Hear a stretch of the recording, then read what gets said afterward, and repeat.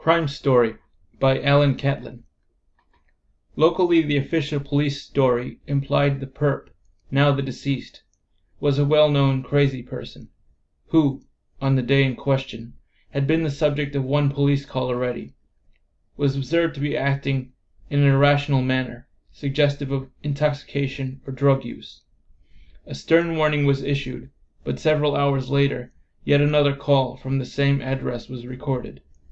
At the scene, the subject was heard to be raving, crashing about in his second-story apartment, in what could be described as a violent manner. A backup call was issued suggesting the subject might be experiencing a psychotic break.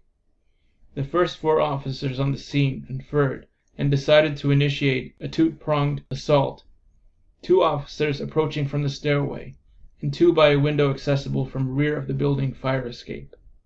The officers approaching by the front entrance entered first by kicking in the door with guns drawn, while the other officers climbed through the window, also with weapons drawn. They encountered a half-naked from the waist down black man brandishing what appeared to be a long-handled knife and another large potential weapon. The officers called out a cease and desist warning, which was ignored by the deceased, who continued to act in a threatening, irrational manner. The officers then fired repeatedly at the subject, causing his death.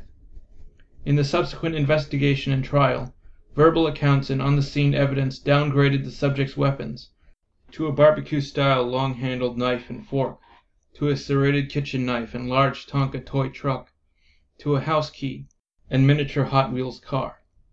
All the officers involved expressed remorse, much as those who shot Amadou Diallo would some years later in Emmy-worthy performances.